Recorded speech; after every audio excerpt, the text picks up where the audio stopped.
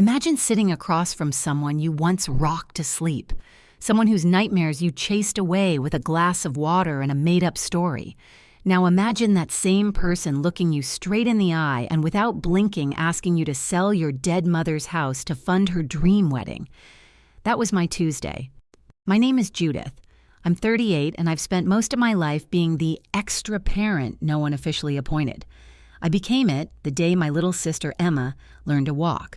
From then on, she was always within arm's reach of me.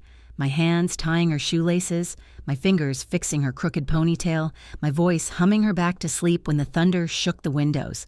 When Emma fell off her bike, she didn't run to our mom. She ran to me. Our mother worked double shifts, the kind that left her feet swollen and her eyes heavy. I was 10 years old, learning how to soothe a crying toddler while stirring macaroni on the stove. By the time I graduated high school, raising Emma wasn't just a responsibility, it was muscle memory. A rhythm I didn't know how to stop. So when our mom got sick, really sick, taking care of her felt as natural as breathing. I drove her to chemo. I learned which pills needed food and which couldn't touch grapefruit. I kept lists, calendars, folders. I cleaned her room, washed her sheets, held her hand when the pain swelled and she couldn't pretend to be brave anymore. Emma showed up when it suited her. She'd sweep in with dramatic hugs and glossy excuses. Work was crazy, the traffic was awful, Marcus needed her, she was so overwhelmed. Then she'd vanish again into brunches, weekend trips, and pictures posted online, like life was a permanent vacation. 2 months in hospice, 2 brutal months, then Mom was gone. The house went to me. It wasn't grand, just a cozy 3-bedroom cottage with creaky floors and curtains that still smelled faintly of lavender. But it held everything. In the kitchen doorway, pencil marks still climbed the wall where Mom measured us each birthday. My name always a little higher than Emma's. Mom's careful handwriting beside each line. It wasn't real estate. It was what remained. 2 weeks after the funeral, Emma called and asked me to meet for lunch. She sounded bright, almost cheerful, like grief was something you could schedule around. When she arrived, she looked polished and expensive. Designer bag, flawless makeup, new ring sparkling like a spotlight. Her fiancé, Marcus, slid in behind her with a smile that felt practiced. A handshake that squeezed too long. "Judith," Emma began, voice sweet as syrup, "we need to talk about Mom's house." My stomach dropped before she said another word. She didn't ease into it. She launched. She and Marcus had found the perfect venue. It was everything they dreamed of, but it was pricey. $50,000, she said, casual as asking for a favor. Give or take. Then she leaned forward like she was about to share a secret. "We need you to sell the house and split it with me. It's only fair. We're both her daughters." Fair. I tasted the word like something bitter. I'd been fair my whole life. Working extra hours, paying bills, wiring money when Emma's rent was short, covering emergencies that always seemed to happen to her and never around her choices. While she posted cocktails and sunsets, I ate canned soup under hospital lights. I swallowed hard and kept my voice steady. "Emma, I can give you $10,000 as a wedding gift. That's what I can spare without selling the house." Marcus's smile sharpened. $10,000? That's nothing compared to what the house is worth. Be reasonable, Judith. Emma's expression flickered, sweetness cracking just enough to show what lived underneath. "Some sister you are," she muttered. And in that moment, sitting across from her, I saw it clearly. The little girl I raised wasn't sitting at that table anymore. A stranger was. That night, I went home and sat in Mom's living room with the lights off, like the darkness could soften what I'd just seen. The house was quiet in the way only a recently lost home can be. Too still, too full of echoes. A teacup sat by the sink like she might come back for it. A magazine lay open to a half-finished puzzle. The lavender smell clung to the curtains, stubborn and familiar. I walked to the kitchen doorway and traced the pencil marks on the wall with my fingertips. My line. Then Emma's. Always a few inches lower. 2 names in Mom's handwriting. 2 daughters measured year after year, as if love could be tracked in growth. I cried there, quietly. The kind of crying that isn't loud but leaves your throat sore anyway. I cried for Mom, yes, but also for the sister I'd been losing for years without admitting it. A week passed in silence. Then Emma called again. Her voice was smaller this time, softer, almost young. "Judith, I'm sorry," she said. "I shouldn't have acted like that. I'm just stressed, you know? Wedding planning is a lot." I didn't answer right away. I let the pause stretch until she filled it with something hopeful. "Can we start over?" she asked. "Let me take you out for your birthday. Just dinner, family. That Italian place downtown, please. It'll be nice." I wanted to believe her. God, I wanted that more than I wanted to be right. I wanted a version of Emma who remembered bedtime stories and scraped knees. I wanted my sister back, even if it was only for one evening. My husband Jim didn't buy it. He watched me put on earrings and shook his head. "Something's off," he said. "Emma doesn't do anything without an angle." I told him he was being cynical. I told myself he was being cynical. Hope is a stubborn habit. The restaurant was warm and golden when we arrived, all candlelight and soft jazz, wine glasses catching reflections like tiny stars. Emma was already there, smiling too brightly, dressed like a magazine ad. Marcus sat beside her, relaxed, confident, like the world always gave him what he wanted. But before I even reached the table, I noticed them. 3 men in crisp suits, sitting near the corner. No plates, no menus, just briefcases and half-finished water glasses. Their eyes flicked toward our table, then away, then back again. A cold tremor ran up my spine. Emma talked through appetizers like she was auditioning for Best Sister.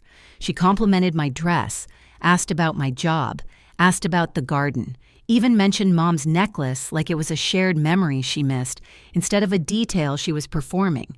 For a few minutes, I almost let myself sink into it. Then I caught her glancing, quickly, nervously, toward the men in suits. The storm was coming. I could feel it. The main courses arrived, steaming and fragrant, and that's when Marcus reached under the table and slid a manila envelope across to me like he was handing over a dessert menu. "We had our lawyer draw up some paperwork," he said smoothly, voice polite enough to sound harmless. "It'll make things easier. A trust document. We can manage your mom's estate together." My hands shook as I opened it. The words were dense, formal, complicated, but the meaning was simple in the ugliest way. It would give Emma and Marcus control of Mom's house, control of everything. It wasn't management, it was surrender. "This isn't what you said," I whispered, staring down at the pages. "You said this was a birthday dinner." "It is," Emma replied, and her tone sharpened like a blade. "And this is your birthday present. The chance to do the right thing for your sister." Across the table, Jim's chair moved slightly. He reached into his jacket, calm as a man who'd been waiting for exactly this moment. And he pulled out a small digital recorder. He set it between us. The little red light blinked on.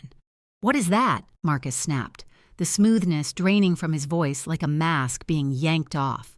"Insurance," Jim said, steady as stone.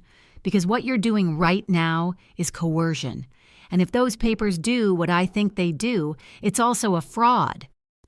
Emma's face went pale so fast it was almost startling. Marcus's jaw tightened until I could see the muscles in his cheeks working like gears. At the nearby table, the men in suits suddenly became very interested in their phones, their hands moving quickly, packing, closing briefcases, avoiding eye contact like guilt had a schedule.